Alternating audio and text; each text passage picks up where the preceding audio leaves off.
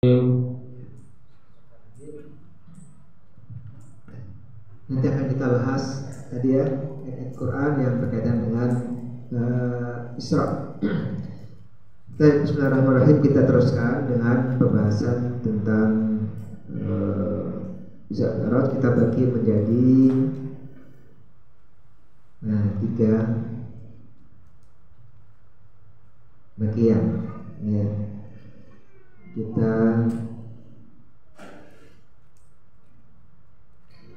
Pembahasan kita bagi supaya mudah diingat 3 bagian.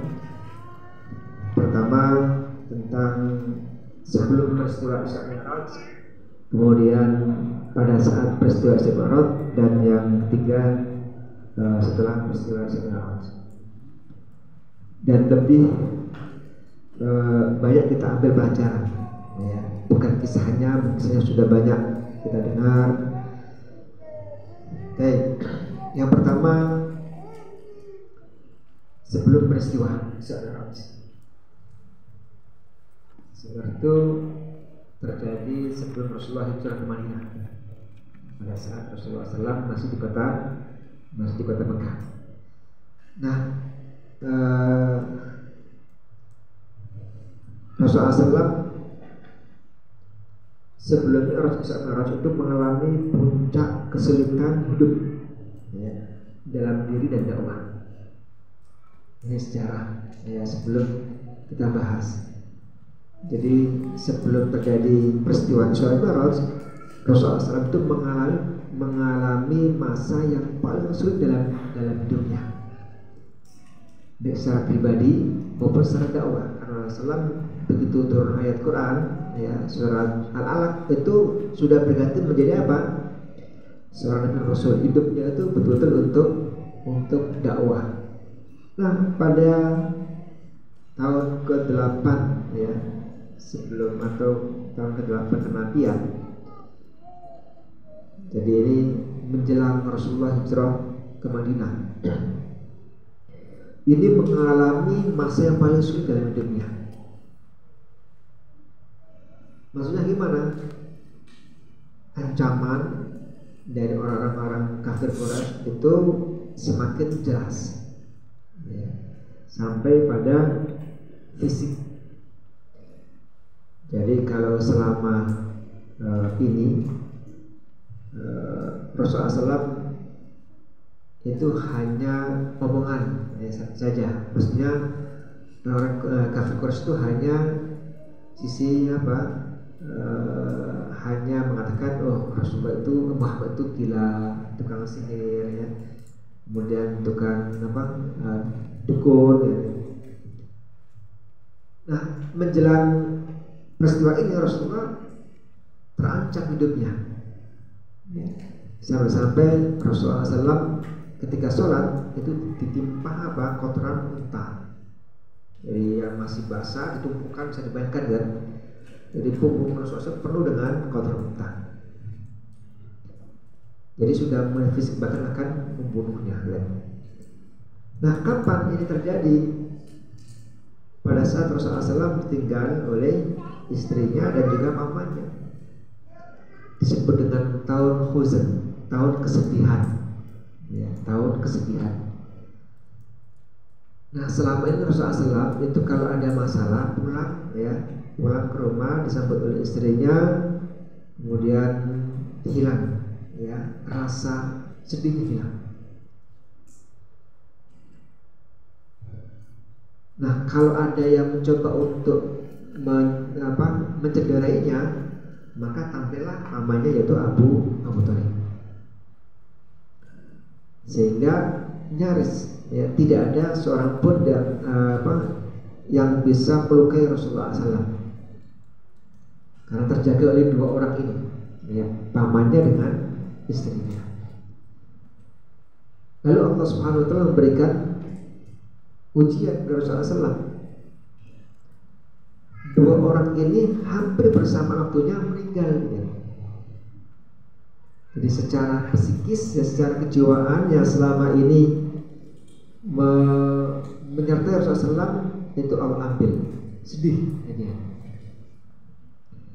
Secara fisik, ya, yang selama ini Rasulullah SAW terbentengi oleh pamannya ketika ada orang kafir Quraisy datang, ya, untuk mencederai Rasulullah, terhadang oleh siapa?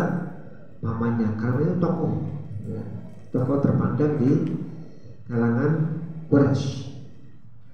Nah, begitu keduanya yang meninggal, ya sudah, ya, tidak ada lagi yang membenting Rasulullah SAW.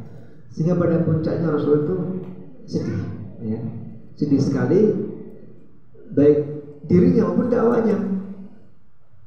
Karena itulah maka Rasulullah SAW mencari tempat, ya, mencari tempat penyelamatan diri dan dakwanya dengan hijrah kemana? Ke Taif.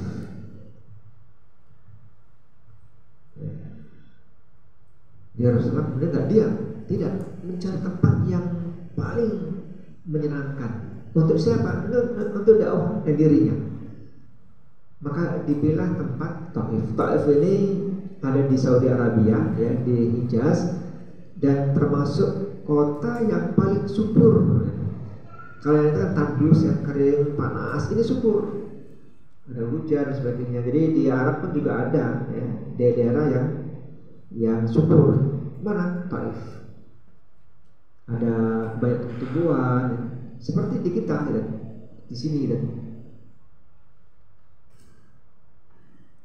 Nah, Rasulullah SAW hijrah ini tidak asal hijrah, tetapi mencari tempat yang paling nyaman untuk dakwah. Ketika di Mekah nggak memungkinkan karena banyak tantangan, banyak hinaan, cemoohan, nggak nyaman untuk berdakwah.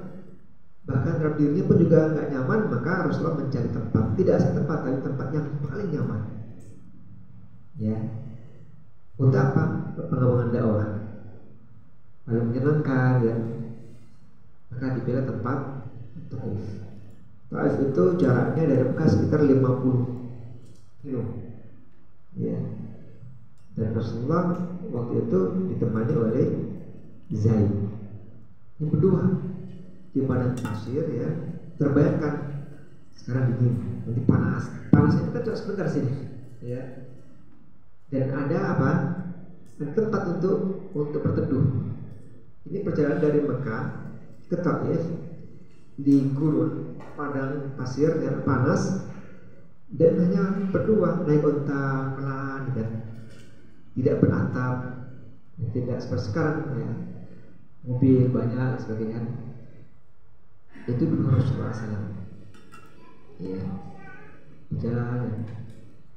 Bapak tujuan untuk mencari tempat yang nyaman untuk berdakwah, untuk belajar, untuk mengajar, ya. Nah, singkatnya sampailah ke Taif. Di sana bukan disambut dengan sambutan yang meriah, bukan, tapi justru diusir, ya, dan bahkan melibatkan anak kecil yang nggak paham itu supaya melempari Rasulullah SAW. Sehingga Rasulullah SAW pun juga, ya, nggak bisa ke Taif. Akhirnya apa? Mau pulang kembali karena capek, ya, dan berdarah-darah. Pada Rasulullah SAW, ya kan, dilempari batu oleh anak-anak. Maka Rasulullah SAW sempat istirahat dulu, ya, di tempat apa? Ya, bukan istirahat, ya, di tempat ada sedikit tempat istirahat karena capek. Nah, dari Mekah, ya, kan itu 50 km karena unta pelan itu berapa hari, ya, kan?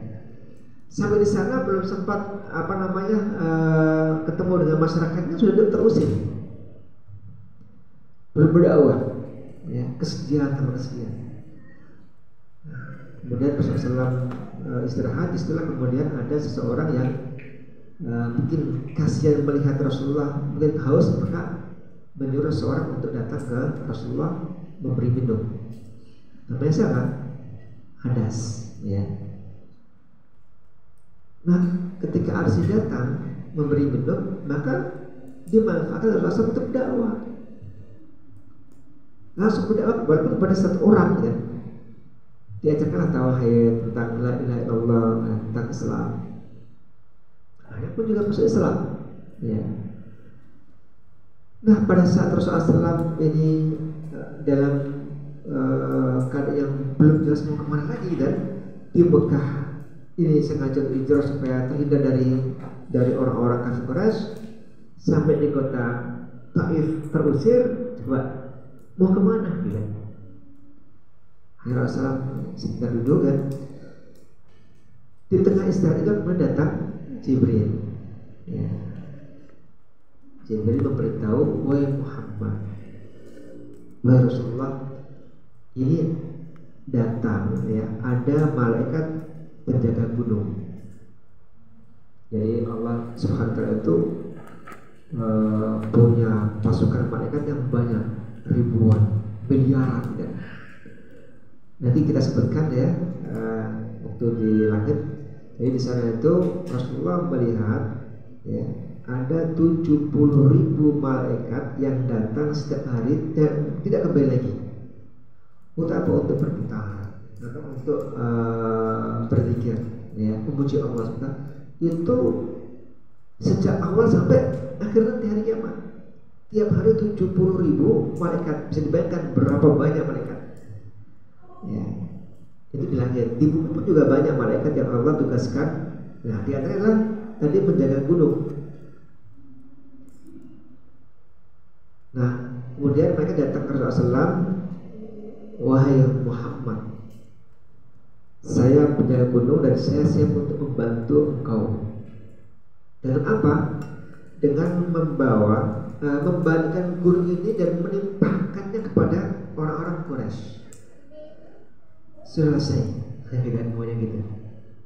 Jadi orang-orang selama ini memusuhi Rasulullah SAW, ya, Quraisy, memusuhi dan seterusnya, mau akan ditimpai gunung, ya, selesai. Seperti umat-umat yang terdahulu. Ini Rasulullah SAW dalam keadaan yang memang butuh bantuan, ya, bahkan ingin berdakwah nyaman, ya. Dan kondisi itu apa yang Rasulullah SAW? Ya mungkin kalau hatinya itu mengikuti hawa nafsunya, wah sudah kesempatan ini, sudah habisin semuanya sekalian gitu. Sehingga kita bisa berdakwah lebih nyaman lagi, ya. Tapi apa kata Rasulullah? Jangan, tidak, ya. La'alla yakhruju min aslabihim. Rasulullah justru berharap mudah-mudahan nanti keluar dari orang-orang yang menguasai kami ini, saya ini, kalau nggak dia, keturunannya menjadi orang-orang pembela dakwah. Nah, itu jawaban Rasulullah SAW ketika ditawari untuk apa? Pertolongan. Jadi Rasulullah SAW justru menjawab dengan jawaban yang membuat kaget. La'alla yakhruju min aslabihim man yang Islam. Berharap nanti orang-orang yang keluar dari orang-orang yang memusuhi saya ini nanti akan keluar keturunan itu menjadi membela Islam. Dan benar, dan orang-orang yang memusuhi itu anaknya pada membela Islam. Abu Jahal, ya, nanti anaknya terima di panggilan Islam. Walid, ya, yang menjadi bin Mughirah itu luar biasa benci kepada Rasulullah SAW, tapi anaknya siapa? Khalid bin Walid menjadi pembela Islam dan seterusnya, ya, Abu Sufyan anaknya dan seterusnya. Itu doa Rasulullah SAW, keinginan Rasulullah SAW, keinginan Rasulullah SAW. Dan akhirnya setting, kemudian Rasulullah pulang kembali, ya. Pulang ke mana? Ke Mekah, nggak ada tempat lain, ya. Nah, di sana kemudian mencoba untuk menghubungi orang-orang, teman-teman yang mungkin masih menjadi temannya, ya, yang mau menampungnya, mau menjaminnya kalau saya pulang lagi kan. Maka ada beberapa orang Quraisy, tokoh yang membelanya. Nah, begitu sampai ke Mekah, ya, kembali lagi ke kampung halamannya, ya kan. Tak lama kemudian Allah memberi keberkahan berupa apa? Rehlah, ya. Rehlah, perjalanan langit. Ini dalam Isra dan Mi'raj. Nah, begitu, ya. Jadi Rasulullah SAW yang terusir dari Taif dan melibatkan anak-anak untuk melemparinya secara umum, ya. Jadi bukan menjadi tentram Rasulullah di sana, tapi justru malah menjadi susah. Itu coba, ya. Oke. Nah, kemudian Rasulullah SAW mendapatkan peluang untuk menghabisi musuh, ya, di mana malaikat penjaga gunung membantu Rasulullah SAW untuk apa? Untuk menimpakan gunung itu ke kaum Quraisy, kafir Quraisy. Tapi Rasulullah SAW menolaknya. Rasulullah SAW pulang kembali ke Mekah dan semakin kuat, ya, sabar, kuat tekadnya dan sabar. Pulang kembali ke kampung halamannya dan terus berdakwah, tidak berhenti. Ini sekilas, ya, kisah perang, ya, sebelum terjadi peristiwa Isra dan Mi'raj Rasulullah SAW. Nah, ya. Nah, sekarang apa hikmah yang bisa kita ambil? Pelajaran apa yang bisa kita ambil menjelang peristiwa Isra dan Mi'raj ini? Setelah tadi kita jelaskan, ya, kita tahu tentang sejarahnya atau kisahnya. Yang dapat kita ambil yang pertama adalah, ya,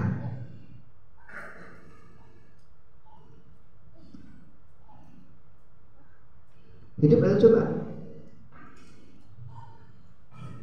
ya, hidup adalah ujian. Coba kan yang ujian.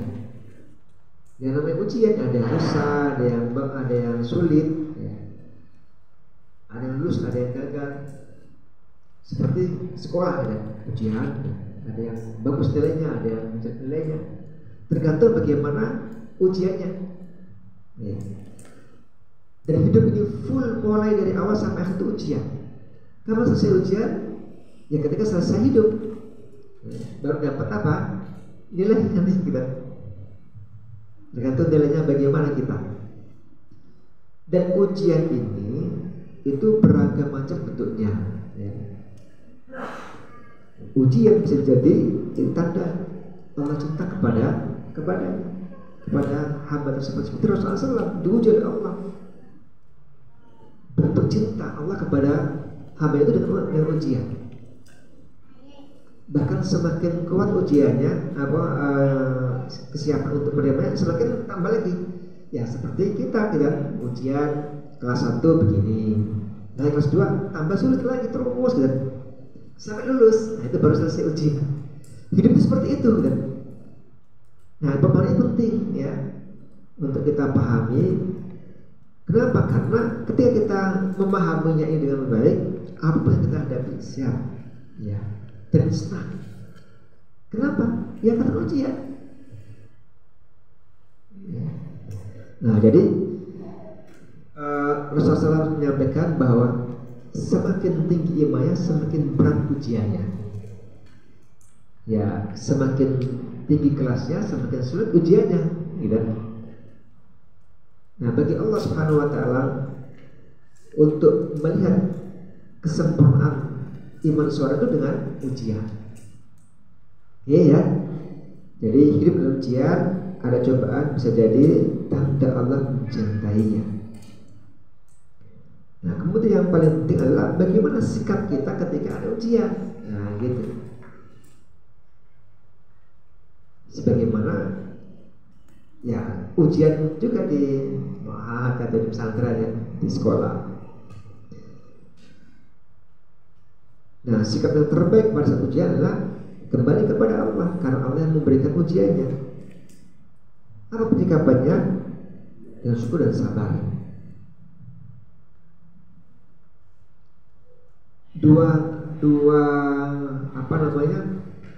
Dua sifat inilah yang membuat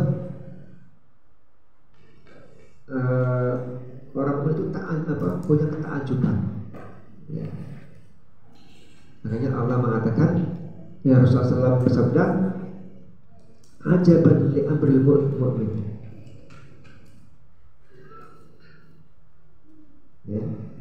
ajaban di amril al-mu'min, sungguh menakjubkan urusan orang mukmin. Kenapa? Ya, bahkan dikatakan wa inna amrahu lahu khair, karena seluruh hidupnya itu baik. Itu mukmin. In asabathu sarra, ya, syakara wa huwa khairun lahu. Ketika ada yang membuatnya dia nyaman, enak, senang, maka dia bersyukur kepada Allah. Dan bentuk syukurnya itu lebih bagus dibandingkan dengan nikmat yang Allah berikan kepadanya. Contoh kan, kita dapat hadiah, mau hadiah apa? Mobil. Terus kita bersyukur kepada Allah. Nah, bentuk syukurnya kepada Allah itu, menurut Allah itu lebih bagus dibandingkan dengan mobilnya itu. Ya, makanya orang itu luar biasa, kita kata Rasulullah. Ajab, menakjubkan, ajaib orang mukmin itu. Ya.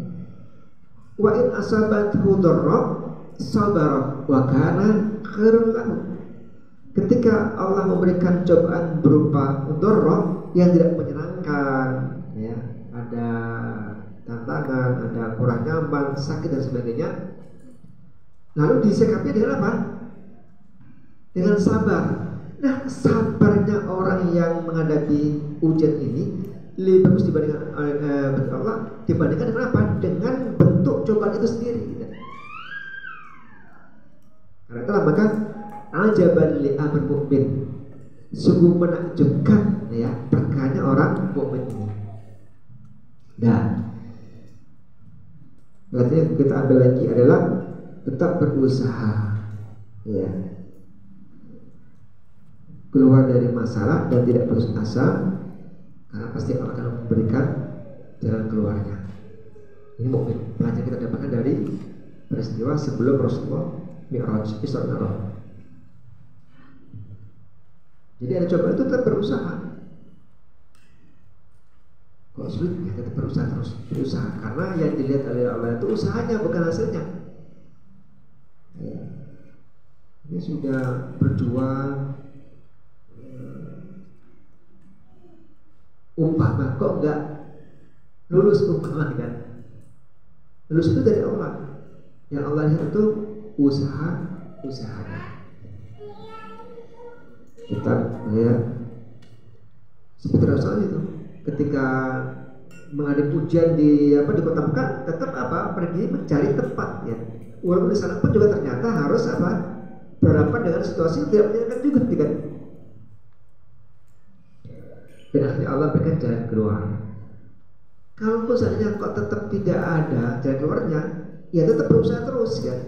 Kenapa? Karena sekali lagi balas itu tidak langsung, ya, atau tidak harus di dunia, ada di akhir juga. Oke? Berikutnya, nah, jiwa besar, ya, dan dakwah dalam kehidupan ini kata, ya, karena semua manusia itu adalah objek dakwah. Jadi objek dakwah adalah manusia, semua ya. Ya, kalau yang sudah baik, ya itu sudah, ya. Makanya Rasulullah ketika tadi itu diminta untuk dihancurkan orang-orang Quraisy ini, kafir Quraisy ini, Rasulullah tidak. Karena itu objek dakwah kita. Disitulah kita akan berdakwah, ya, Rasulullah SAW. Nah, kalau begitu pada diri Rasulullah SAW terhadap kaumnya yang mengancam, apalagi kepada kaum yang tidak mengancam, apalagi kepada orang-orang yang dekat dengan kita, ya, apalagi teman-teman kita sendiri, ya, kita harus berjiwa besar menghadapi siapapun, ya. Karena itu bagian dari kehidupan kita, gitu. Nah, ini pelajaran penting yang dapat kita ambil dari kehidupan Rasulullah SAW menjelang peristiwa Isra dan Mi'raj. Oke. Ya, berikutnya sekarang kita masuk ke peristiwanya yang sering saya berikan. Ini pun juga sama. Saya peristiwa ini kita tidak memperinci tapi sekilas saja ya, karena yang penting nanti kita ambil pelajarannya. Singkat peristiwa. Malam itu datang Jibril alaihissalam kepada Rasulullah SAW, lalu membelah dada Rasulullah SAW dan diambil hatinya. Berarti peristiwa kedua. Karena waktu masih kecil juga sama. Ya, waktu masih kecil anak-anak, kan anak itu datang Jibril dan langsung membelah dada Rasulullah sehingga temannya pada takut semuanya, lari ya. Dan dimasukkan kembali. Ya. Dalam peristiwa ini pun juga demikian. Malam itu Rasulullah SAW kedatangan malaikat Jibril dan membelah dadanya dan membersihkannya, ya, lalu memasukkan kembali.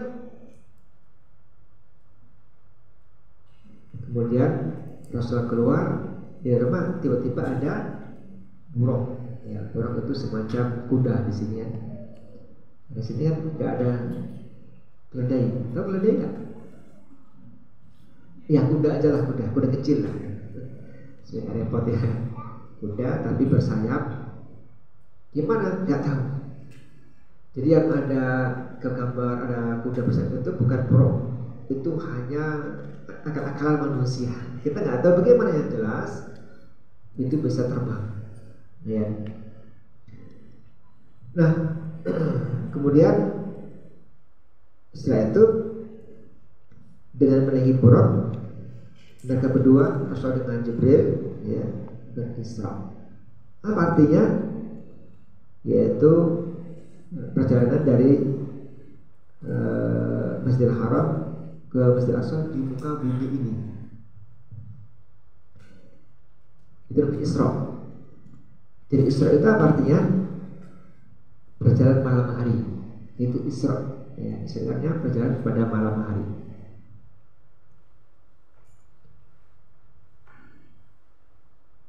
Nah, malam itu mereka berdua bermi'raj. Apa artinya? Naik, perjalanan naik. Tentu di sana Rasulullah SAW sebelum mi'raj itu berkumpul dulu dengan para nabi dan para rasul dan langsung jadi imam sholat di sana. Di mana? Masjidil Aqsa. Gimana? Bagi Allah mudah, ya. Jadi nggak usah dipikirkan wah gimana. Ya, yang jelas kita mengimaninya karena Rasulullah menyampaikan bahwa Rasulullah sholat dengan para nabi dan para rasul, para anbiya di sana, semua ya, di Masjidil Aqsa. Setelah itu baru kemudian berkelana di alam semesta raya, ya, sampai di Sidratul Muntaha. Itu apa artinya? Batas akhir alam semesta ini, Muntaha. Sidra itu pohon. Jadi sana itu ada, kita nggak tahu gimana pohonnya ya. Pokoknya sana tempat batas akhir alam semesta raya. Ini Sidratul Muntaha. Nanti di atasnya lagi itu dipayungi oleh apa? Oleh arsy. Ini sebutkan ya. Nah, ini perjalanan yang luar biasa ya. Ini hadiah. Makanya para ulama sirah, inilah hadiah terbesar yang Allah berikan kepada Rasulullah setelah sabar dalam menghadapi ujian cobaan. Baik. Nah, perjalanan di alam semesta raya ini melewati semua langit yang 7, 1, 2, 3, 4, 5, 6 dan 7. Ini bertemu dengan para nabi dan para rasul ya. Pertama Nabi Adam, terus ya, Nabi yang kedua Nabi Musa dengan Yahya, ketiga Idris, ya, keempat Nabi Harun, ya, kelima Nabi Harun, keenam Nabi Musa, ketujuh Nabi Ibrahim alaihissalam. Nabi Ibrahim itu paling atas ya. Dan Rasulullah ketika mau naik ke langit pertama itu dibuka pintunya oleh siapa? Oleh Jibril alaihissalam. Jadi ada pintunya per apa? Per langit. Terus sampai ke langit yang ketujuh. Ya. Kemudian naik kemana lagi? Terus ya ke Baitul Ma'mur, terus sampai ke Sidratul Muntaha. Dan di sana ada surga. Surga itu di sana tempatnya.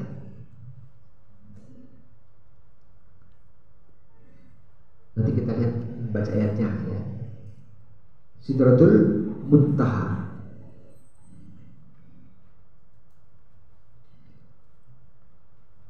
Oke.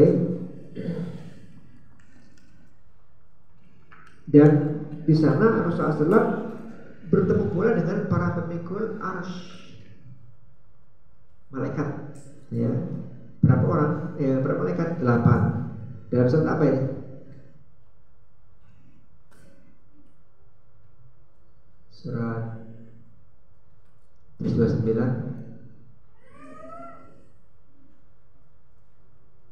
Wa yahmilu arsya rabbika fawqahum yawma idzin tsamaniyah. Surat apa ini?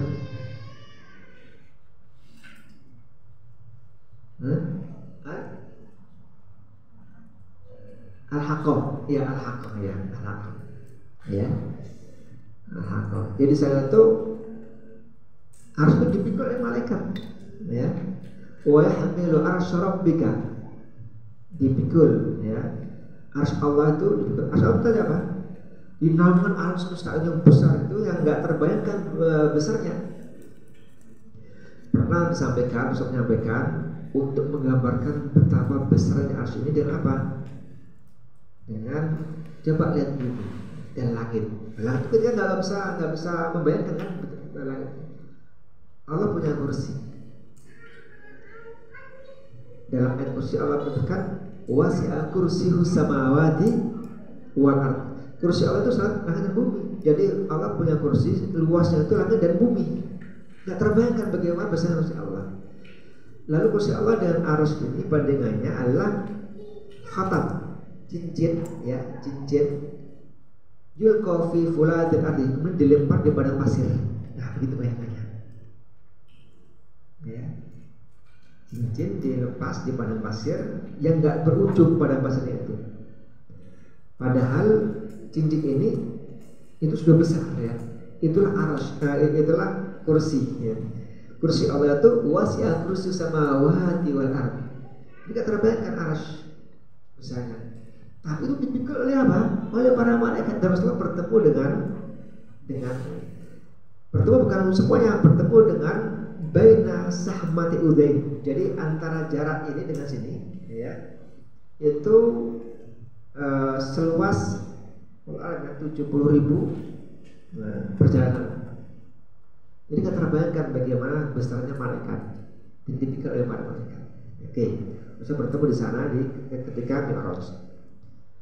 Tentu banyak sekali peristiwa yang Rasul alami di sana ya, tapi singkat aja. Kemudian di Sidratul Muntaha Rasulullah SAW menerima perintah sholat langsung dari Allah tanpa ada perantara Jibril. Apa artinya? Jadi semua hukum-hukum yang kita sekarang paham itu datang dari Allah, tapi melewati apa? Jibril dulu. Kecuali sholat langsung, ya. Komunikasi antara Allah dengan Rasulullah SAW. Nanti kita ambil ini sekilas ya, mulai dari pertama kali perjalanan sampai pulang kembali ya. Nah, malam itu pula Rasulullah SAW kembali ke Mekah dengan sangat bergembira. Ya, ini rehla ya dalam sejarah Rasulullah SAW perjalanan ya, atau tamasya dan bukan cuma ya sekedar di gunung tapi ini di alam semesta raya dan Allah perlihatkan semuanya macam-macam. Nah ini tentu panjang ya kisahnya. Oke. ayat yang berkaitan dengan apa? Dengan Isra. Cuma satu ayat. Ya. Subhanalladzi asra bi 'abdihi lailan minal masjidil haram ila masjidil aqsa alladzi barakna haulahu linuriyahu min ayatina innahu huwas samiul basir. Maha suci Allah yang telah memperjalankan hambanya abdi. Ya. Dan ini dalil bahwasanya peristiwa Mi'raj sebenarnya itu adalah peristiwa apa? Bukan mimpi. Ya. Karena abad itu hamba, bukan waktu tidur, ya, bukan rohnya, tidak. Tapi memang dirinya, diri Rasulullah SAW, roh dan jasadnya. Karena itulah makanya disebut dengan mukjizat. Ya. Mukjizat apa mukjizat? Mukjizat adalah, jadi mukjizat itu pengertian gini, mukjizat itu peristiwa yang luar biasa, ya, ada pada diri Nabi dan Rasul untuk menguatkan kenabian dan kerasulannya. Itu apa namanya? Mukjizat. Sekali lagi apa namanya? Bahasa, kejadian luar biasa yang terjadi pada diri Nabi dan Rasul untuk menguatkan kenabian dan kerasulannya. Luar biasa itu gimana? Artinya di luar kebiasaan, itu luar biasa. Ya. Contoh ini kalau pensil saya jatuhkan, kemana jatuhnya? Bakal ke atas, itu luar biasa. Jatuh kemana ke atas, itu luar biasa namanya. Ya ini satu malam, ya, pulang pergi dari Masjidil Haram Aqsa ke alam semesta sampai lagi, itu luar biasa. Atau tongkat Musa pegang tongkat jadi ular, itu luar biasa. Kenapa? Karena kalau kita punya tongkat dibuang, yang dilemparkan jadi ular enggak? Nah itu bukan luar biasa, biar itu biasa kan? Nah jadi mukjizat adalah kejadian luar biasa pada diri siapa? Nabi dan Rasul saja, untuk menguatkan kenabian kerasulannya. Nah sekarang mungkin nggak ada yang luar biasa di luar Nabi Rasul? Ada. Ya. Contohnya apa ya? Umar bin Khattab ini mengutus pasukan perang jauh ya. Lalu pada saat khutbah, Umar ini berbicara kepada siapa? Kepada pasukan perang itu, ya, berbicara, serang, kayak kan? Itu kan, tapi terdengar oleh mereka. Ucapan Umar bin Khattab di masjid terdengar di pasukan yang sangat jauh. Ya, namanya luar biasa juga. Tapi bukan apa? Mukjizat. Apa namanya? Karomah.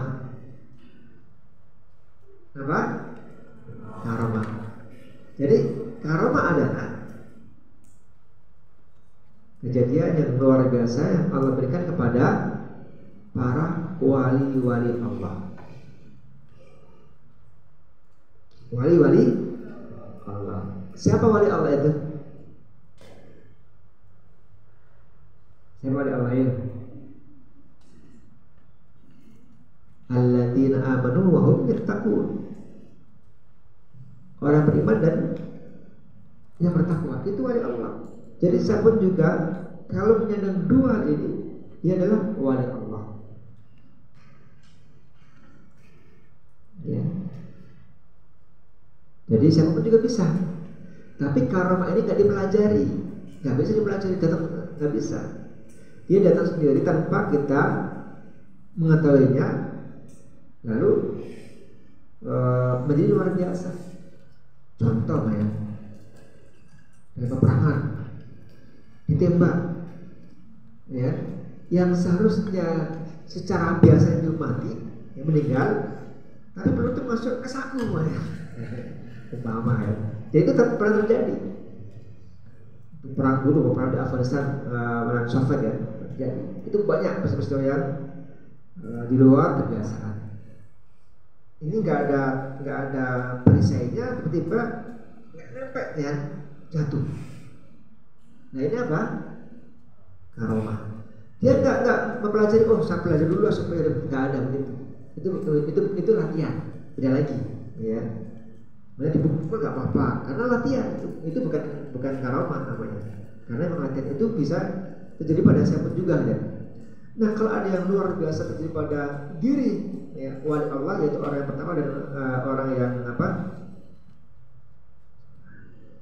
bertakwa ya dan beriman, maka itu namanya karomah. Bisa terjadi pada siapapun juga. Mau begini,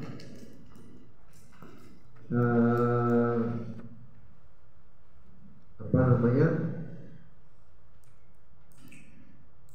kita belajar namanya. Terus tiba-tiba setelah belajar Allah mudahkan untuk memahami dengan cepat. Ya, kembali kepada Allah. Bisa jadi itu adalah karomah dari Allah. Ya. Jadi bukan untuk merasa, wah ini gara-gara perjuangan saya, kayak gitu, ya. Kembali kepada Allah Subhanahu Wa Taala. Jadi ada apa? Ada mukjizat. Kedua apa? Karomah. Nah ada lagi kejadian luar biasa, ya. Bukan pada diri Nabi, bukan pada diri orang mukmin ya dan orang yang takwa, tapi pada diri orang-orang kafir yang dipelajari, namanya sihir. Ya, sihir itu menjadi luar biasa. Umpamanya dia nggak pernah sholat, nggak pernah ibadah, tapi tiba-tiba dia bisa macam-macam, menghilang, ya. Atau lari di laut gitu, ya, nggak jatuh. Ingat, ya, itu bukan hal yang membuat kita takjub. Itu adalah sihir. Dia sedang berteman dengan apa? Syaitan. Ya. Karena sihir itu macam-macam. Kayak tadi tuh Fir'aun punya pasukan sihir, tahu jadi ular. Wah itu luar biasa. Tapi dipelajari. Nah ini bahaya, ya. Jangan sampai kita mempelajari sihir, ya. Karena itu hubungannya dengan apa? Dengan syaitan dan Allah akan mengancamnya. Baik. Ada lagi sekarang. Dia bukan nabi, dia bukan ya orang biasa lah kan. Enggak juga belajar. Tapi luar biasa juga terjadi. Contohnya tabrakan. Oh, ya tabrakan. Enggak meninggal.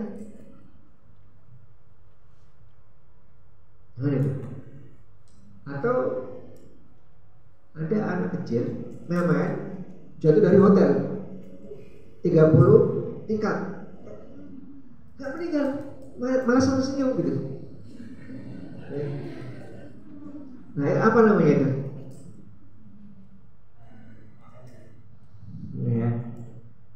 Ya itu jadi malaikat memang ada ditugaskan untuk menjaga. Pertolongan dari Allah sama macam-macam kan. Jadi itu bukan sihir, bukan pula karomah, bukan pula mukjizat, tetapi memang pertolongan dari Allah, ya. Karena ada malaikat yang memang menjaga. Ya. Maka transaksi kita bisa berkufur, bisa bersyukur orang tersebut, ya. Oke, kembali sini. Jadi Isra itu adalah mukjizat dari Allah Subhanahu Wa Taala, ya, kepada Rasulullah SAW karena kejadian luar biasa, ya. Nah ini ayatnya, ya. Ayatnya menjelaskan bahasanya Rasulullah Isra, Subhanalladzi, Masya Allah yang telah memperjalankan hambanya Muhammad pada malam hari, nah, dari Masjidil Haram ke Masjidil Aqsa. Masjidil Aqsa, di mana Aqsa itu? di Palestina ya, yang telah kami berkahi sekelilingnya agar kami memperlihatkan kepadanya sebagian tanda-tanda kebesaran Allah Subhanahu wa taala. Ya, jangan juga berprogram mukjizat ya. Dari kota Mekah ke Palestina itu berhari-hari, sebulan ya, kalau dalam perjalanan biasa. Tempuh cuma apa? Cuma kurang dari 1 malam, karena setelah itu Rasulullah SAW ke Mi'raj. Nanti kita ambil pelajarannya. Berikutnya, ini dalil Mi'raj. Ya kan, jarang-jarang. Mana dalil Mi'raj? Mana buktinya? Dalilnya Rasulullah SAW sampai ke langit. Hadisnya banyak. Ini Qurannya. Ya. Kalau Isra itu di awal apa? Surat Isra. Ini surat apa ini? Wa laqad ra'ahu nazlatan ukhra 'inda sidratil muntaha. An-Najm. Ya, jadi dalil Mi'raj itu surat Najm ayat berapa? 13. Kita baca artinya. Nah. Ya. Dan sungguh dia Muhammad telah melihatnya dalam rupa yang asli. Siapa nih? Jibril. Rasulullah melihat Jibril aslinya itu 2 kali. Pertama ketika Rasulullah SAW pertama kali menerima wahyu. Surat apa? Al-Alaq. Itu datang malaikat ya dengan berbentuk aslinya. Gimana bentuk aslinya? Rasulullah menggambarkan tidaklah mata memandang kecuali apa? Saya melihat penuh dengan apa? Sayap malaikat Jibril. Kita nggak diberi penjelasan bagaimana rupanya, nggak ada. Hanya Rasulullah menjelaskan seperti itu. Ya, dan Rasulullah itu ketakutan. Ya, jadi melihatnya pun juga nggak fokus, ya, karena melihat sekitar itu dengan apa? Dengan tertutup oleh sayap. Ya. Dan kedua itu pada Mi'raj, di mana di Sidratul Muntaha. Jadi waktu berangkat itu masih belum menampakkan aslinya. Begitu sampai di langit sana, ya, maka Rasulullah langsung melihat Jibril dengan bentuk aslinya. Dan kondisi yang senang, beda dengan yang pertama, ya. Oke. Wa qad ra'ahu nazlatan ukhra. Rasulullah melihat kembali bentuk yang aslinya setelah sebelumnya pernah melihat Jibril, yaitu di Sidratul Muntaha. Nah, ya, bukti bahasa Rasulullah sampai ke Sidratul Muntaha ini ayatnya. Di dekatnya ada surga tempat tinggal, ya. Indah jannatul ma'wa. Jadi surga itu di sana tempatnya. Di mana? Sidratul Muntaha, sampai Sidratul Muntaha. Jadi bukan nanti Allah membuat surga, enggak, itu sudah ada surganya. Neraka pun juga sudah ada, ya. Indah Sidratul Muntaha, indah jannatul ma'wa. Terus sampai ayat yang 18, ya. Laqad ra'a min ayati rabbihil kubra. Sungguh Rasulullah telah melihat dengan tanda kebesaran kekuasaan Allah yang paling besar. Ya, ya, karena Rasulullah melihat alam semesta ini dengan ketajuban tentu ya, diajak oleh malaikat Jibril. Ini ayat yang menjelaskan Mi'raj. Ya, jadi sudah disampaikan tadi Isra dan Mi'rajnya. Kisahnya seperti itu, ya, secara ringkas. Nah, yang kita ambil pelajaran di sini apa? Ya, tadi sudah dijelaskan bahwa peristiwa inilah peristiwa mukjizat dengan roh dan dengan jasad. Ini yang membuat apa? Nanti orang-orang merasa takjub. Kalau roh saja nggak takjub, ya. Kalau itu roh saja itu bermukjizat namanya. Apalagi mimpi, ini kan? Tapi ini mukjizat kenapa? Karena Rasulullah berangkatnya dengan apa? Dengan roh dan jasad. Kata abad, ya. Berikutnya kata masjid, ya. Subhanalladzi asra bi abdi minal masjidil haram ila masjidil aqsa. Kata masjid itu tempat apa? Masjid tempat apa? Sholat punya siapa? Ya, untuk milik Allah, untuk siapa? Ya, sekarang masjid tempat apa ini? Kita sholat. Ya, dan yang sholat itu siapa? Orang mukmin, nggak mungkin orang non mukmin ya dia sholat di masjid.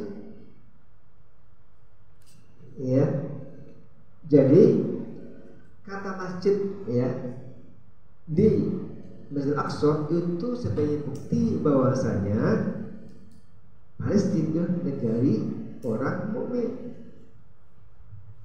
Apalagi di sana tempat berjamaahnya ya karena dengan Rasul menjadi imam, itu menjadi tempat ya berjamaah terbesar di alam semesta di dunia sebagai sejarah, karena dihadiri oleh semua nabi dan rasul ya, dan itu menjadi imam adalah Rasul asli.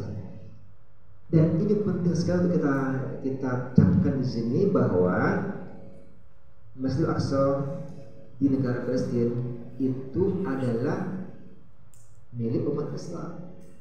Karena itulah maka berkewajiban kita semuanya untuk membelanya. Ketika sekarang negeri ini dijajah oleh Israel ya, oleh Yahudi. Jadi Israel itu siapa? Israel itu sebenarnya Yakub ya. Jadi kata Israel itu sebenarnya bagus ya. Makanya tentu saja kita menyebut jalan Yahudi ya, Zionis ya. Supaya kita tidak mencela Nabi, karena Israel itu Nabi, nama Nabi ya. Cuma sekarang menjadi sebuah bangsa ya, katanya, padahal itu umat Islam nggak boleh mengakui itu sebagai negara. Makanya di Indonesia ini tidak memiliki hubungan diplomatik dengan Israel karena dia bukan negara gitu, apalagi menjajah. Jadi sekarang ini Palestina itu dijajah oleh negara, oleh apa? Oleh Yahudi Zionis. Maka kewajiban kita membelanya. Ya. Tempat Mi'raj Rasulullah SAW, Isra Rasulullah, tempat berkumpulnya para rasul, ya, gitu kan? Nah, sekarang Gaza, ya, atau Palestina sampai sekarang itu tidak sama sekali merasa pesimis hidup di sana. Satu-satunya negara di dunia ini yang masih terjajah itu negara Palestina, satu-satunya di dunia ya. Dan terus bertahan sampai sekarang. Ini suasana hari kiamat ya, sampai merdeka. Musuhnya adalah musuh yang kelompok yang terkuat di dunia, itu Yahudi. Kenapa? Karena dipasok oleh negara terkuat. Siapa? Amerika, Inggris dan negara yang lain itu memasok, bahkan menjadi uji coba senjatanya. Di mana? Di Palestina. Menghadapi siapa? Negara yang paling lemah. Secara apa? Secara ya karena dijajah dan kecil, ya, tapi terkuat di dunia. Ini menjadi hal yang menakjubkan juga. Nah, pertanyaan, kenapa orang-orang Palestina itu mereka itu kalau melihat wajah mereka nggak ada pesimis? Pesimis nggak ada. Berdarah-darah pun juga mereka optimis. Kenapa kira-kira? Coba menang kira-kira? Karena ada ayat yang tadi dibaca. Nah, kita mencoba untuk mengkaji itu sekilasnya. Ya. Halaman pertama surat Al-Isra itulah yang membuat ya, orang-orang Palestina, anak Palestina itu tidak sama sekali merasa pesimis hidupnya, siap untuk berhadapan dengan Yahudi, ya, walaupun mereka lengkap dengan persenjataannya. Kita lihat lagi. Jadi, nah ini kita lihat Setelah ayat kedua, wa atayna Musal kitaba wa ja'alnahu hudan li bani Israil alla tattakhidhu min duni wakila dzurriyyatan man hamalna ma'a Nuh innahu kana 'abdan syakura. Nah, ayat yang berarti ayat yang keempat ini. Ini yang membuat semangat orang-orang Palestina atau anak Palestina ya. Ini yang terus disampaikan kepada mereka. Apa katanya? Wa qadayna ila bani Israil fil kitabi la tufsidunna fil ardi marrataini wa la ta'alunna 'uluwan kabira. Coba dia artikan tadi. Ada yang coba dia diartikan ayat yang keempat dibaca.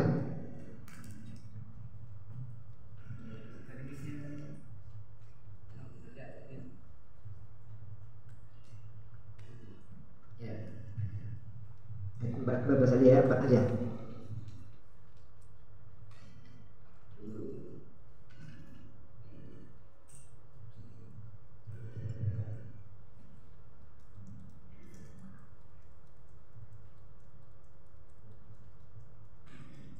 Dan kami tetapkan terhadap Bani Israel dalam kitab itu, kamu pasti akan berbuat kerusakan di bumi ini 2 kali, dan pasti kamu akan menyombongkan diri dengan kesombongan yang besar. Ini pertama ya. Jadi kata Allah, firman Allah, kami telah memutuskan ya, Bani Israel, orang-orang Yahudi dalam kitab ya, la tufsiduna fil ardi marratayn, 2 kerusakan, 2 kekalahan besar. Wa la ta'lunna 'uluwan kabir, tetapi kalian akan sombong kembali. Nah, yang pertama, coba dibaca berikutnya. Yang kelimanya, wa idza ja'a wa'du ulahuma, artinya langsung, maka apabila datang saat hukuman bagi kejahatan yang pertama dari kedua kejahatan itu, kami datangkan kepadamu hamba-hamba kami yang perkasa, lalu mereka merajalela di kampung-kampung, dan itulah ketetapan yang pasti terlaksana. Dia bisa gini. Jadi ada 2 ya, 2 kehancuran mereka. Yang pertama, kapan? Ketika Allah mengutus hambanya ya, untuk menghancurkan mereka. Ya, itu sudah terjadi. Kapan? Dulu. Waktu zaman Bukhtanasor namanya. Jadi Bukhtanasor itu merusak, ya, menghancurkan orang-orang Yahudi, habis semuanya mereka. Ya. Ini sudah terjadi sebelum Rasulullah SAW. Ya.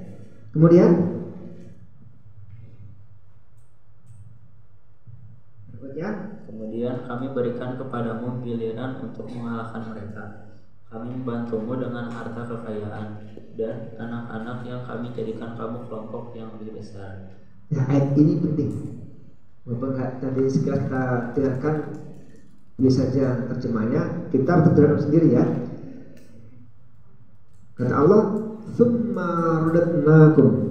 Sengaja suruh baca bacaannya supaya beda ya, supaya terpahami itu baca artinya. Nah, sekarang kita dalam pendalaman ini. Tsumma radadna lakumul karrata alaihim. Lalu kami kembalikan lagi kepadamu, wahai orang-orang Yahudi. Siapa? Allah kepada orang Yahudi. Mengembalikan kembali untuk apa? Kejayaan. Misalnya melebur kan, kemudian Allah kembali lagi supaya kamu kuat, ya. Nah, kuat dalam bidang apa? Wa amdadnakum bi amwalin. Kami akan menambah kamu dengan harta benda ekonomi. Jadi kalau sekarang ini, kalau melihat tafsirnya, tafsir biasa, nggak akan ketemu karena itu belum terjadi dulunya. Tapi orang-orang Yahudi itu tidak seperti sekarang, ya, belum menguasai dunia. Sekarang sudah menguasai dunia. Tidak ada satu negara dunia ini kecuali Yahudi itu ada di negara itu untuk mencengkeram dari sisi ekonomi. Makanya biasa kalau ada pemboikotan itu kan lengkap tuh, macam-macam ya produknya itu. Karena mereka memang menguasai dunia sekarang. Dan ini ayatnya. Wa amdadnakum bi amwal, dan akan itu menambah terus ya, menggelontorkan banyak harta kepada mereka. Jadi jangan kaget juga juga kita kan, wah kok orang Yahudi kaya-kaya atau maksudnya, ya memang ini ayatnya gitu. Itu ujian mereka dan ujian kita juga. Ya. Ya, jadi sekarang itu ekonomi dunia memang dikuasai oleh orang-orang Yahudi. Semua. Ya. Satu, sisi apa? Sisi harta. Yang kedua, wabanin dan anak-anak. Mesti gini, kalau anak itu anak yang lahir dari rahim ibu namanya walad. Ya, anak. Awaladakum anak. Orangnya namanya walid. Ya. Namanya wabil walidaini. Kedua anak, kedua orang tua yang melahirkan, ya. Tapi kalau bani itu umum. Ya, ini anak saya, itu bani. Ya. Nah, negara di dunia ini, ya, itu rata-rata, ya, di bawah cengkeraman Yahudi, terutama dari negara Barat Amerika, gitu. Menjadi anak-anak mereka Yahudi. Ya. Dulu nggak nyambung, ya, kalau belum terjadi, sekarang terjadi. Nah ini yang terus diberikan kepada anak-anak Palestina. Ini pahami dengan baik. Ya. Apalagi wa aktsara nasr, dan banyak pendukungnya, kelompok besarnya. Ya, pasukan-pasukan besar itu sekarang Yahudi. Sekarang ada Ukraina sama sahabat-sahabat itu Yahudi. Ya. Dan nanti Yahudi pun juga akan lahir di Iran, ya. Munculnya Syiah, ya, itu dulu dari Yahudi. Yahudi pun sekarang menguasai negara-negara Amerika, Eropa dan sebagainya. Nah ayat ini yang ditanamkan kepada apa? Kepada anak-anak Palestina. 3 ya, harta benda, pasukan, dan apa? Negara-negara. Aktsara nafira. Ya, kalau itu dibaca di ayatnya, di tafsirnya belum seperti itu. Kenapa? Karena dulu nggak bisa sekarang, ya. Nah ini yang dipahami oleh mereka. Kemudian apa? In ahsantum ahsantum li anfusikum. Jika kalian berbuat baik oleh orang Yahudi, maka untuk kalian juga kebaikannya. Tetapi wa in ahsantum falaha. Ketika kalian tidak berbuat baik, maka juga ada balasannya. Nah, ayat inilah fa idza jawatul akhirah. Coba dibaca lagi yang terakhir ini. Ini hasilnya terakhir, ya. Jika kamu berbuat baik, berarti kamu berbuat baik untuk dirimu sendiri. Dan jika kamu berbuat jahat, maka kerugian kejahatan itu untuk dirimu sendiri. Apabila datang hukuman kejahatan yang kedua, kami bangkitkan musuhmu untuk menyeramkan wajahmu. Lalu mereka masuk ke dalam Masjidil Aqsa, sebagaimana ketika mereka memasukinya pertama kali dan mereka membinasakan apa saja yang mereka kuasai. Paham nggak ya? Tahu ya? Jadi tadi kan ada 2 kali apa? Janji Allah. Pertama dan kedua. Pertama sudah selesai, ya. Kedua belum. Ini kedua. Tapi sebelum Allah hancurkan, apa dulu? Allah kasih dulu apa? Harta, pasukan, ya, luar biasa kekuasaan. Nah, fa idza jaa wa'dul akhir, ketika datang yang kedua kalinya nantinya, maka ya Allah akan mengutus lagi. Ini belum terjadi, ya. Tapi tandanya sudah ada tandanya. Apa tandanya? Fa idza jaa wa'dul akhir liyas'u wujuhakum. Ya. Wajah mereka suram. Wajah suram. Nah, sekarang suram. Jadi semua itu negara-negara dunia itu, ya, memojokkan Yahudi. Ya. Sehingga menjadi apa? Suram wajah mereka. Dan nanti Allah akan apa? Hancurkan orang-orang Yahudi ini kapan? Ketika mereka masuk Masjid Aqsa. Sekarang masuk belum? Belum. Masih terus berusaha, ya. Nah inilah yang membuat semangat anak-anak Palestina. Ya, sebentar lagi akan menang kita, begitu. Semangat mereka ada. Kalau sudah masuk nanti ya Masjidil Aqsa, baru Allah akan menghancurkannya. Ini busro, kabar gembira juga itu ya kaum muslimin. Tapi bukan berarti masuk silahkan masuk, tak begitu ya. Karena itu masih orang Islam ya, dipertahankan terus sampai sekarang. Tapi mereka mulai menggalian di bawahnya terus nanti sampai ambruk gitu Masjid Aqsa. Setelah nanti Allah akan berikan kemenangan. Dan ini ayatnya. Ya. Ini yang terus menerus disampaikan kepada anak Palestina ya. Sehingga mereka bersemangat walaupun mereka tertekan hidupnya negara yang terkecil di dunia kan. Menghadapi musuh terbesar di dunia, tapi mereka tetap kuat. Karena itulah maka jadi kita kembali lagi di sini bahwa kata masjid itu milik umat Islam ya, dan harus dipertahankan sehingga Masjidil Aqsa di mana situ ada di masjid situ negara Palestina berada, maka kewajiban bagi kaum muslimin di dunia itu untuk membebaskan Palestina dari mana? Penjajahan. Apalagi dalam Undang-Undang Dasar 45 kita jelas sekali. Daftar dengan bagaimana? Di ayat keempat. Dibaca ya. Ya. Ya itu pun juga warisan umat Islam, harus dibaca, harus dipahami. Karena itu negeri kita cinta negeri ini dan kita bukti cinta negeri yang kita memahami pembukaan Undang-Undang 45. Ya. Pertama, kedua, ketiga, keempat, ayat keempat sama membebaskan ya dari penjajahan dan Sunia ini.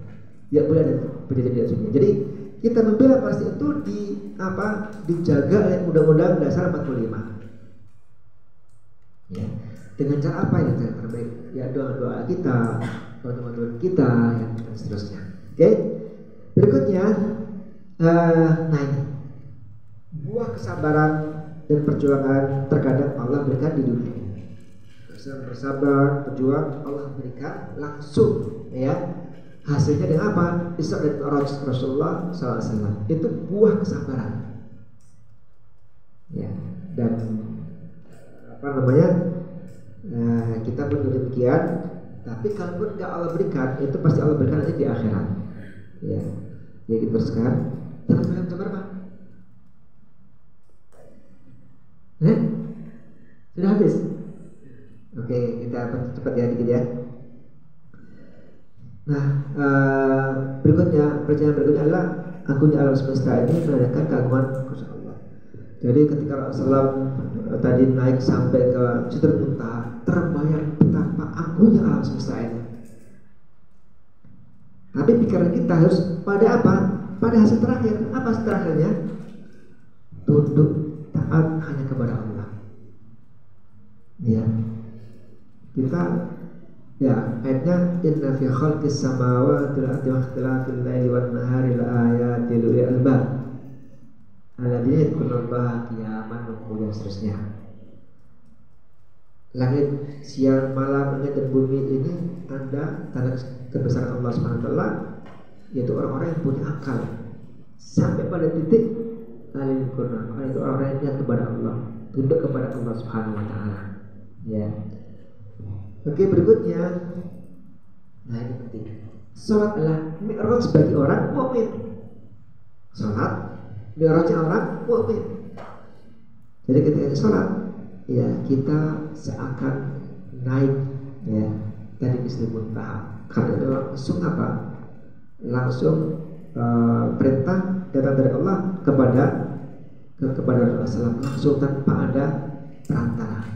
Sehingga ketika kita sholat, kita memang perlu menghadirkan suasana ini ya, menghadap kepada Allah Subhanahu wa taala, dan sebagai apa? Solusi. Karena ketika Rasulullah sudah mendapatkan perintah ini, maka didikit sholat. Apa yang dihadapi itu jadi dengan sholat ya. Dikit, wah kita maunya gimana ya? Ya sholat. Sampai Imam Bukhari ketika mau menulis di kitab Bukharinya, dia mengatakan, wallah, demi Allah tidak ada satupun hadis yang saya tulis di kitab saya kecuali diawali dengan salat 2 rakaat untuk minta kepada Allah. Ya. Ada masalah salat. Ada masalah salat. Nah, kan?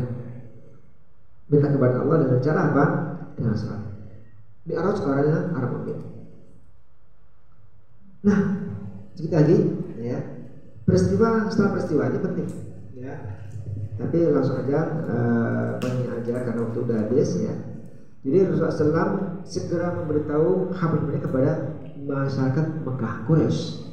Begitu pulang langsung pergi ke Masjidil Haram untuk menyampaikan kabar ini. Ya, kalau kita punya kan ingin kita sampaikan ke orang lain. Orang tua, wah senang sekali. Bayangkan Rasulullah SAW dapat kabar gembira yang begitu menyenangkan. Maka bergembira pula Rasulullah SAW menyampaikan kepada masyarakat di kota di sekeliling Masjidil Haram. Nah, orang pertama kali yang ditemui siapa? Abu Jahal. Ya. Wah, sahabat juga ditawar, "Wahai Muhammad, ada berita gak?" Nah, ya. Rasulullah senang sekali menyampaikan, ada. Disampaikanlah cerita ini. Wah. Nah, bagaimana perasaan Abu Jahal? Senangnya luar biasa, kita senangnya. Inilah tanda bahwa Muhammad itu betul-betul gila. Nah, kesempatan ini. Apa kata Abu Jahal? "Wahai Muhammad, maukah kamu cerita kembali ini nanti setelah saya kumpulkan orang-orang di sini?" Apa kata Rasulullah? Senang pula, inilah yang sesungguhnya diinginkan Rasulullah. Rasulullah ingin sekali menyampaikan kepada semua orang, dan tiba-tiba ada yang mau mengumpulkan. Bertemulah 2 orang yang sangat senang untuk mendengarkan cerita. Nah, gitu. Rasulullah senang karena ini memang rasa yang luar biasa. Abu Jahal juga senang. Inilah kesempatan untuk apa? Mengatakan, wah, inilah orang gila. Supaya tahu semua masyarakat. Setelah sepakat kedua-duanya, maka Abu Jahal pun juga memanggil orang-orang, kumpul semuanya, ya. Maka berkumpullah di situ, mukmin kafir kumpul semua di situ, ya. Karena apa? Ingin mendengarkan kisah yang kata Abu Jahal ini kesempatan buat mengatakan ini adalah orang gila. Begitulah kesempatan bagi saya untuk menyampaikan kabar gembira. Ya. Bertemu 2 orang ini, ya, yang ingin menyampaikan, ingin mendengarkan, ya. Nah, setelah dikumpulkan semuanya, wahai Muhammad, sekarang silahkan ceritakan tadi seperti yang kamu cerita kepada saya. Maka yang terjadi adalah apa? Beragam reaksi. Setelah Rasulullah menyampaikan semua dari awal sampai akhir, ya, semuanya, maka terjadi 3 reaksi. Ya wajar, karena hal yang luar biasa. Nah, Abu Jahal dan kelompok-kelompoknya mengatakan gila, ya, semakin memantapkan bahwasanya Muhammad adalah orang gila. Gimana satu malam bisa berjalan ke Masjid Aqsa? Kita butuh 1 bulan perjalanan. Ini 1 malam. Gimana? Bukan gila, gitu. Sebagian lagi murtad. Mukmin muslim murtad. Kenapa? Karena ya belum paham, baru masuk Islam, kemudian dapat kabar begini, langsung murtad. Sebagian lagi semakin kokoh imannya. Nah, orang-orang yang nggak percaya itu, murtad itu, datang ke siapa? Ke orang yang paling dekat dengan Rasulullah. Siapa? Abu Bakar As-Siddiq radhiyallahu anhu. Datang bergerombol, datang ke rumah Abu Bakar, ketuk pintu, keluar Abu Bakar. Ada apa, dan ini teman kamu Muhammad begini. Ya, cerita ini. Apa Abu Bakar? Betul begitu? Iya, betul. Kalau begitu, lebih dari itu saya percaya. Begitu jawaban Abu Bakar. Lebih dari peristiwa itu saya percaya kalau dia yang mengatakan. karena belum pernah Muhammad itu berbohong. Itu sikap Abu Bakar dan orang-orang yang beriman. Semakin memantapkan. Jadi kalau ada informasi tentang Allah sudah jangan lagi berpikir pasti benarnya. Gitu. Itu sikap sahabat. Sangat kemudian disebut dengan as-siddiq, membenarkan peristiwa kejadian Isra dan Mi'raj. Ya. Jadi ketika ada informasi dari Allah dan Rasulnya sudah jangan berpikir pasti benarnya. Itu penyikapan kita bagi seorang mukmin. Kalau ragu-ragu, masa iya sih, masa iya. Nah itu dari kelompok kedua. Kelompok pertama, ya ini bohong ada. Itu kelompok pertama tadi itu. Ya, sedikit aja. Ini tadi Bakar sedikit menerima dan ya kita langsung aja ke pelajaran yang kita ambil. Yang pertama, akal dan hati harus tunduk kepada keputusan Allah dan Rasulnya. Nah, ini penting ya. Jadi setelah tadi kisah ini yang dapat kita ambil adalah bahwa hati perasaan kita, ya, hati kita, akal kita itu harus menerima apa yang datang dari Allah dan Rasulnya. Karena banyak hal yang di luar masuk akal bagi kita yang sangat terbatas kemampuan akal kita. Tapi itu akan semua terbongkar yang ketika nanti di akhirat. Ya. Setelah beriman, tidak. Tapi kalau kalau belum ya harus ditunjukkan ya. Walaupun semua itu pasti masuk akal, tidak. Pas masuk akal semuanya. Karena nggak mungkin akal bertentangan dengan apa yang Allah katakan Allah dan Rasulullah katakan. Gak sekarang Isra Mi'raj ya dulu pernah disampaikan ya sahabat ya semut ini kalau dibawa oleh mobil ya dari sini ke Jakarta itu berapa menit ya berapa jam bandingkan dengan semut perjalanan dari sini ke Jakarta itu gampang aja kan. Jadi kalau yang membawa itu lebih cepat ya lebih sampai ya. Dan seterusnya. Atau sekarang ada pesawat yang kecepatannya luar biasa. Dulu nggak terbayangkan. Sekarang dengan telepon kita langsung bisa bicara dengan seluruh manusia di dunia ini dengan langsung waktu itu juga. Dulu nggak terbayangkan bagaimana itu kan. Nah, ini Allah pun juga demikian. Ya, bagi Allah mudah. Oke. Berikutnya, iman adalah hal yang harus diyakini oleh hati, diucapkan oleh lisan, dan dibuktikan dengan amal perbuatan. Jadi kalau hanya hati yang mengatakan iman, mulut tidak, tetap kafir.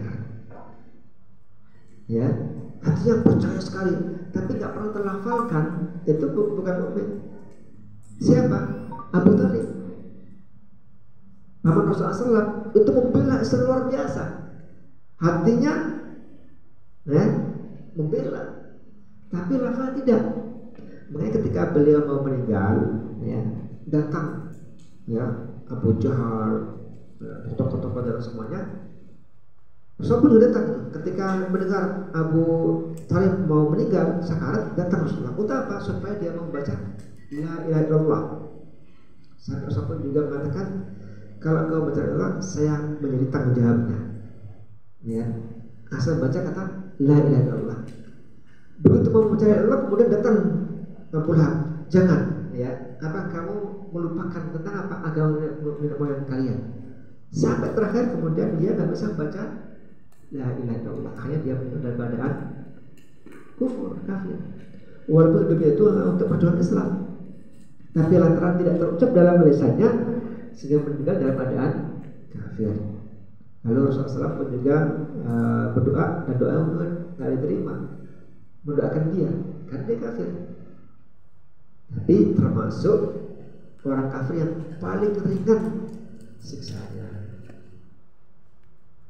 Apa yang teringan itu? Kalau kaki ditaruh di atas neraka, maka otak yang mendidih itu yang teringan. Ya. Itu yang nanti dialami oleh Abu Talib. Na'udzubillah min dzalik. Ya, bagaimana sesungguhnya siksa neraka itu. Wallahu a'lam. Ya, yang jelas tidak terbaik oleh akal pikiran manusia sekarang. Nah, kalau ada hatinya nggak beriman, biasanya ngomong, wah ya benar Islamnya, tapi hatinya menolak, itu pun juga bukan mukmin. Dia orang munafik yang sangat berbahaya. Kata Allah, tempatnya fidarkal asfalun nar, intipnya neraka. Jadi kalau kita masak, paling bawah itu namanya apa? Keraknya. Itulah tempat orang-orang munafik. Hatinya mengatakan menentang, lisannya mengatakan iya. Ya. Lalu hati dia, lisannya tapi apa tidak. Ini fasik, ya, orang berdosa. Jadi emang harus sempurna. Iman seorang sempurna ketika kapan hatinya mengatakan iya, lisannya terungkap, ya, dan betul dengan amal perbuatan. Karena itulah maka setiap kali kita mendengar kata ya ayyuhalladzina amanu itu bisa ada perintah. Nanti kita lagi ada perintah baik itu larangan, perintah untuk ditinggalkan atau perintah dikerjakan, itu pasti karena amal itu bersama dengan iman, dengan hatinya, ya. Ya ini ya cukup ya, sudah kosong.